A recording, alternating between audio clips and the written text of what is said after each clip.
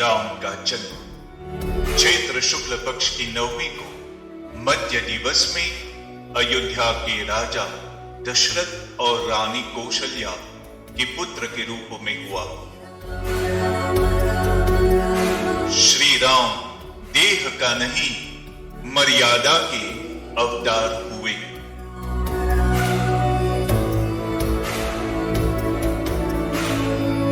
जीवन का प्रारंभ का प्रतीक, जिसमें सृष्टि का बीज ब्रह्मांडीय आशीर्वाद से अंकुरित होता है, वह संस्कार गर्भधान है। संसार में नया अध्याय आरंभ होता है। वशिष्ठ ऋषि के द्वारा राम नाम का चयन आस्था का संचार करता है। राम नाम केवल एक शब्द नहीं, बल्कि एक संपूर्ण आदर्श बना।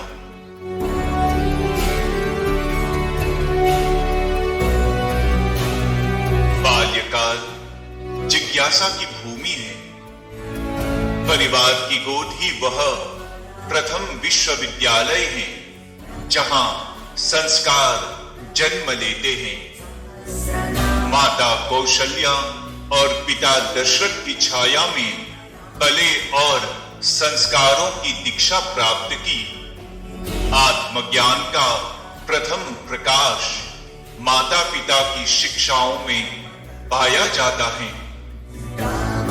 वही असल में कुल दीपक हैं, जो जीवन के अंधकार को उजाले में परिवर्तित करता है। गुरु वशिष्ठ की शिक्षा ने उन्हें आत्मज्ञान और धर्म की नींव से जोड़ा। ऋषि वशिष्ठ के वेद ज्ञान से राम को मिला ब्रह्म दर्शन का दर्पण, जहां धर्म जीवन के अंधकार को उजाले में बदलने का मार्ग बना। यज्ञोपवीत संस्कार, ज्ञान और आध्यात्मिक विकास राम जी के जीवन में प्रादुर्भाव किया। ऋषि वशिष्ठ जी के वेद शास्त्रों की ज्योति ने उनके चरित्र को उजागर कर ज्ञान से सुसज्जित किया। विश्वामित्र जी से धनुर्विद्या की शिक्षा प्राप्त की। तारकार संहार से सीखा, शक्ति का सदुपयोग ही वीरता है। यज्ञ की रक्षा में राम ने सिखाया, कर्तव्य पालन ही सच्ची पूजा का मार्ग है। शास्त्रों का ज्ञान और शस्त्रों की साधन धर्म रक्षक बनाया। जनकपुरी में धनुष भंग से सिद्ध किया सामर्थ्य का उद्देश्य अहंकार का विनाश है। टूटते धनुष की गूंज में प्रेम का उपदेश सुनाई दिया। प्रेम केवल बंधन नहीं, बल्कि धर्म के प्रति समर्पण का प्रतीक है। विश्वामित्र जी के आशीर्वाद से धनुर्यज्ञ सिद्ध हुआ। धर्म और कर्म का अनोखा संगम। अयोध्या लौटते हर कदम धर्म ध्वज की विजय का उद्घोष करते हुए आशा की नई किरण जगाई।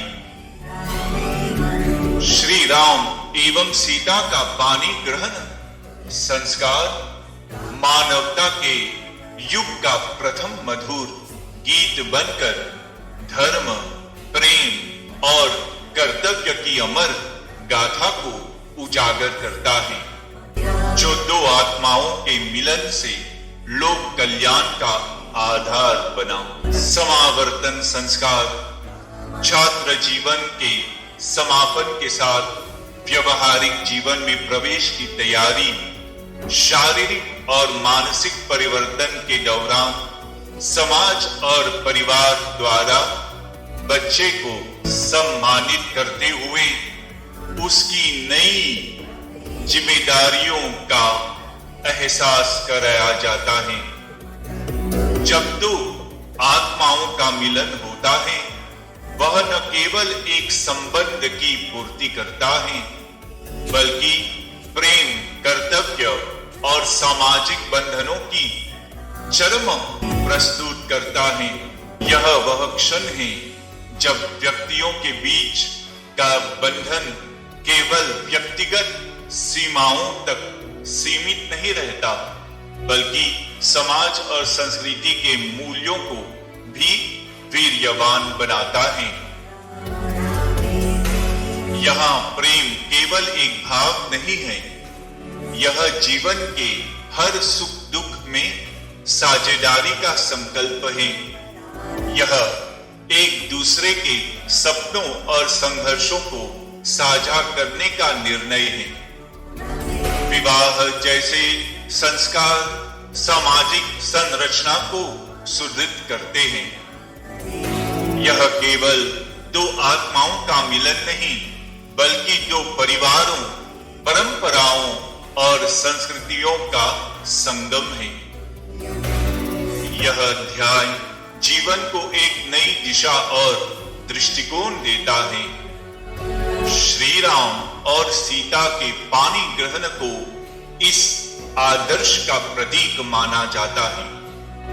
उनके विवाह ने दिखाया कि प्रेम और कर्तव्य जब धर्म के साथ जुड़े हो, तो वह केवल व्यक्तिगत संतुष्टि नहीं, बल्कि लोक कल्याण का मार्ग भी बन जाता है।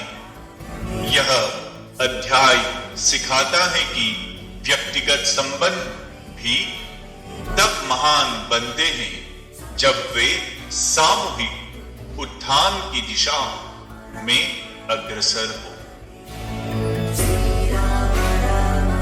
धन्यवाद।